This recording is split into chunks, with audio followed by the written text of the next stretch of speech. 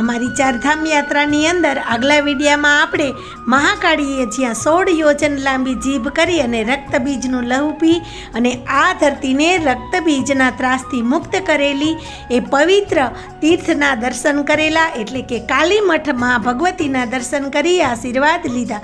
હવે યાત્રામાં આગળ આપણે રુદ્રપ્રયાગની અંદર માં અલખનંદા અને મંદાકિનીનું જે સંગમ સ્થળ છે એના દર્શન કરશું. ત્યાર પછી વર્ષો જૂના પીપળાના વૃક્ષની નીચે પ્રકૃતિના સાનિધ્યમાં બપોરનો ભોજન પ્રસાદ ગ્રહણ કરશું અને અમારા ટૂરના આયોજન અને એની જે વ્યવસ્થા છે એના વિશે સંપૂર્ણ જાણકારી આપીશ. માતાજીની આરાધના કરી અને વહેલી સવારે બદ્રીનાથ જવા રવાના થશું. અતિવેગથી દોડતી નદીઓ, ઊંચા ઊંચા પહાડો, લીલાછમ વનરાયની વચ્ચે બેસી અને હું તમારું સ્વાગત કરું. જય શ્રી કૃષ્ણ, જય માતાજી, જય સ્વામિનારાયણ. તો ચાલો હવે રુદ્રપ્રયાગ તરફ.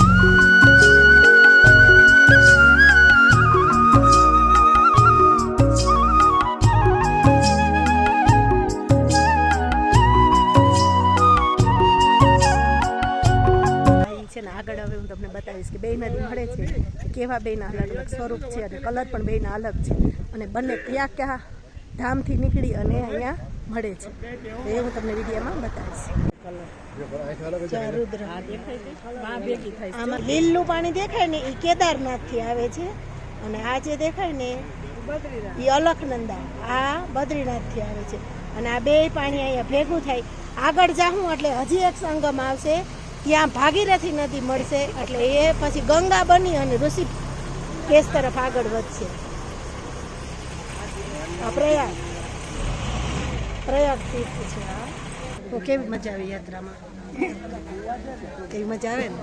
આટલો બધો ઘટાટોપ છે ને પીપળો છે અને આ પીપળાને છાંયે બધા બેઠા છે અને હવે અહીંયા છાંયે બેસી અને અમારે બધાને જમવાનું છે.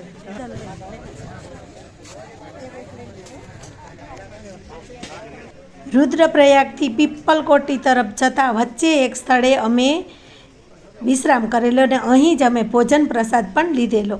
અને આ જે અમારી ટૂર છે એટલે કે અમારી જે ચારધામ યાત્રા છે એના બધા યાત્રાળુઓ છે અને અમે બધા રાજકોટથી નીકળ્યા છીએ અને ચારધામ યાત્રા કરવા માટે હવે અમે બદ્રીનાથ તરફ જઈ રહ્યા છીએ.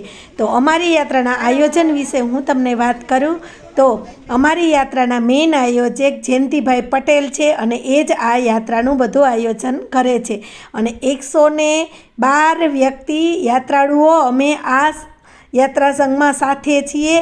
ઉંમરની વાત કરું તો 16-17 વર્ષથી લઈ અને 80 ઉપરની ઉંમરની વ્યક્તિઓ અમે બધા યાત્રામાં છીએ. અને જમવાની વ્યવસ્થાની વાત હું તમને પહેલાં કરું તો જમવાનું ખૂબ સરસ રીતે બધાના ડાયજેશનને ધ્યાનમાં રાખી અને બનાવવામાં આવે છે.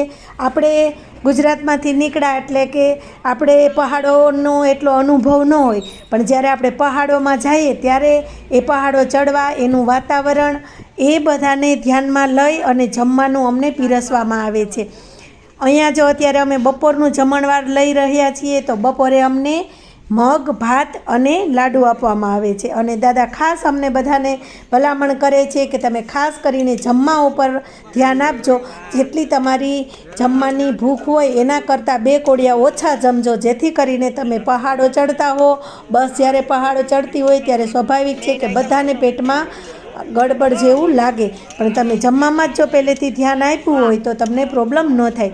રસોઈ બનાવતી વખતે ચોખ્ખાઈનું ખૂબ જ ધ્યાન આપવામાં આવે છે અને આપણા જે થાળી વાટકા હોય એ પણ ખૂબ ચોખ્ખા હોય છે, એ પણ તમે જોઈ શકો છો. અને આ જે રસોઈ બનેલી છે એ ડબરાની અંદર ભરેલી છે. આ રસોઈ જ્યારે અમે વહેલા નીકળીએ ત્યારે બનાવી અને સાથે લઈ લીધી હોય, યા તો જે રસોઈની ટીમ છે એ પાછળથી પહોંચી જાય અને અમને જમાડે. મગ, ભાત, લાડુ સાથે દહીં આજનું મેનુ. આ નદી, પહાડ અને વૃક્ષને જોઈ અને આપને એવું થાય કે ક્યારેય આ નદીએ એનું જળ નથી પીધું અને વૃક્ષોએ એના ફળ નથી ખાધા. એવું જ પરોપકારી કાર્ય જયંતિ દાદા કરી રહ્યા છે એની વાત હું અત્યારે તમને કરીશ. આ જે કોઈ યાત્રાઓનું આયોજન દાદા કરે છે એમાં જે કાંઈ ધન વધે છે એ ધન બધું એ પરોપકાર પ્રવૃત્તિઓમાં વાપરે છે. દીકરીઓના સમૂહ લગ્ન કરાવે છે અને કોઈ જરૂરતમંદ વ્યક્તિઓ હોય એને એની જરૂરિયાતની વસ્તુ આપી અને એ જે પોતાના જીવનને સાર્થક બનાવે છે. એટલે દાદા વિશે તો હું વધારે શું બોલું, એટલું સરસ એ કાર્ય કરે છે અને એ પણ આટલી મોટી ઉંમરે એમ એટલું સરસ પરોપકારી કાર્ય કરે છે. તો પહેલાં હું તમને એના કાર્ય વિશે જાણકારી આપું અને પછી હવે હું તમને કહીશ કે રહેવાની અને વાહનની વ્યવસ્થા. તો હરિદ્વારથી આપણે બસ દ્વારા આવવાનું હોય અને ત્યાર પછી અહીંયા જે રહેવાની વ્યવસ્થા છે ને એ દાદા આપણે ખૂબ સરસ આપે છે.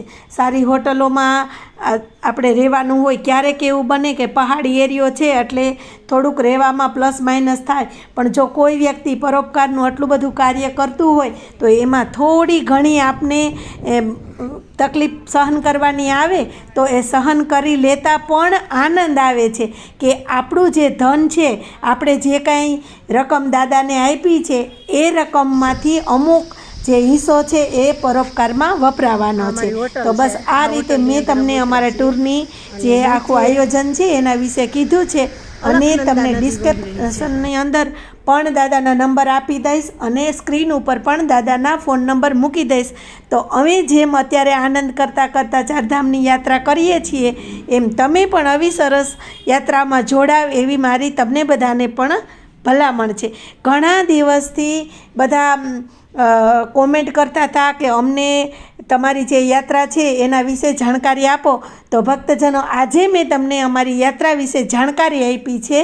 તો ખાસ આ વિડીયાને શેર કરજો અને લાઈક કરજો અને તમને જો આ વિડીયા પસંદ આવતા હોય તો ચેનલને સબસ્ક્રાઈબ કરજો.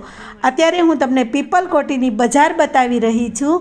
આ જે છે એ પીપલકોટીની બજાર છે અને વિડીયામાં આગળ તમે જે જોઈ એ અમારી પીપલકોટીની હોટલ હતી. આવી સુંદર વ્યવસ્થા દાદા અમને આપે છે અને અમે આટલી વ્યક્તિ છીએ પણ અમને કોઈને કોઈ પણ જાતની તકલીફ થઈ નથી. તો ખરેખર આટલી સરસ યાત્રાનું જો અમને લાભ મળ્યો હોય તો એ લાભનું મેઇન કારણ કોઈ હોય તો જયંતિ દાદા જે પરોપકારની ભાવનાથી અમને યાત્રા કરાવે છે ને એને લીધે અમને આટલી સરસ યાત્રા કરવા મળી. તો ખૂબ ખૂબ આભાર જયંતિ દાદાનો.